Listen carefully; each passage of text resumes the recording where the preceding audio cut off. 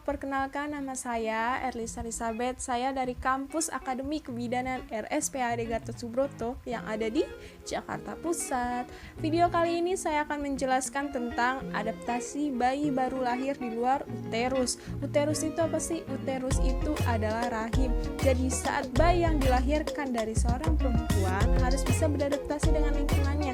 Jadi tidak ketergantungan lagi di dalam rahim. Apa sih ketergantungan itu?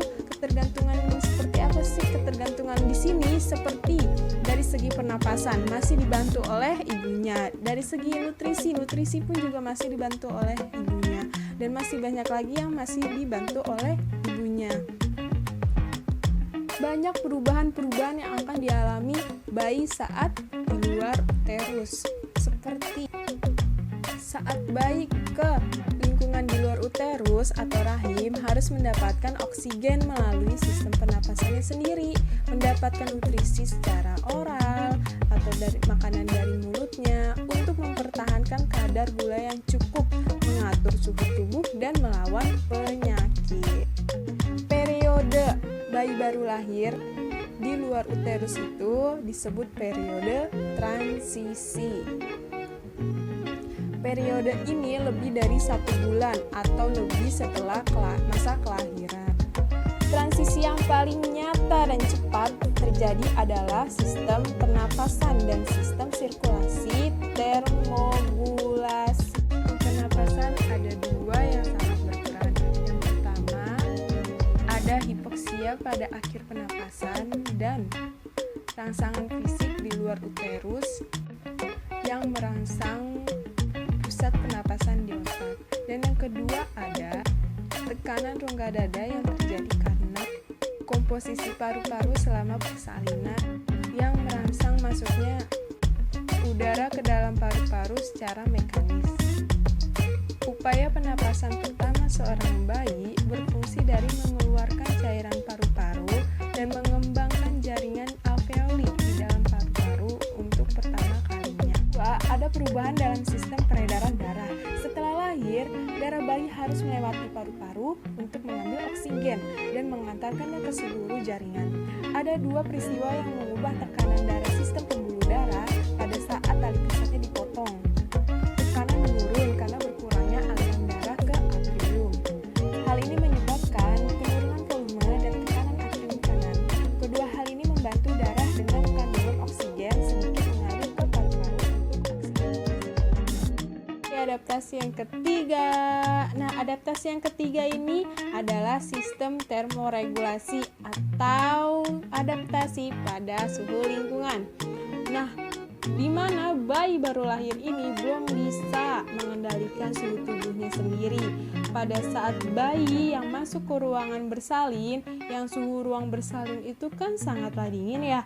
Nah, dengan cepat bayi tersebut akan merespon dengan cara menggigil. Oleh karena itu saat bayi yang telah dilahirkan langsung dihangatkan dengan cara ditaruh di antara 2 dada ibunya untuk menghangatkan tubuh bayinya setara dengan suhu tubuh ibunya.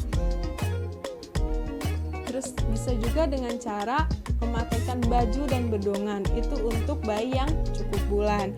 Untuk bayi yang prematur harus dihangatkan dengan di inkubator supaya suhu tubuhnya itu menjadi normal, guys.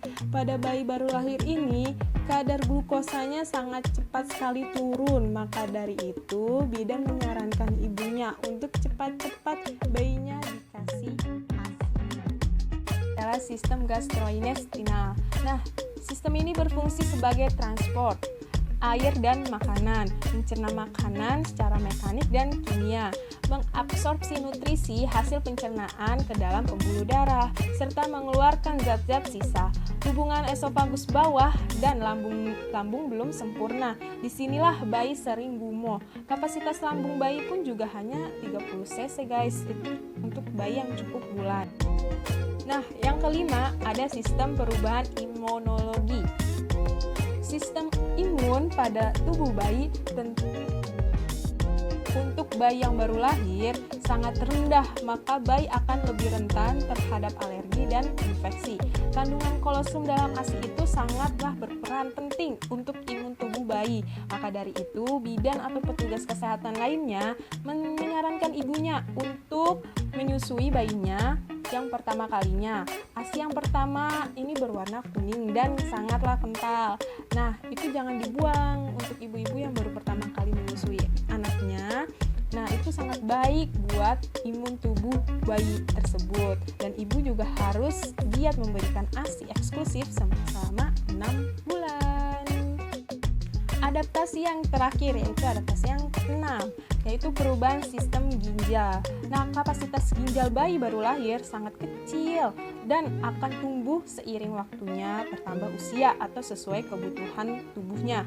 Nah, urin bayi baru lahir umumnya itu sangat encer guys, berwarna kekuning-kuningan dan tidak bau. Nah, tingkat pada glomerulusnya bayi baru lahir sangat rendah dan kemampuan reabsorpsi tubulusnya itu terbatas guys. Dari ini sudah selesai. Terima kasih untuk yang sudah menyaksikan video ini. Kurang lebihnya mohon maaf. Semoga bermanfaat untuk kalian semua dan terutama untuk bagian kebidanan. Dadah, sampai jumpa guys.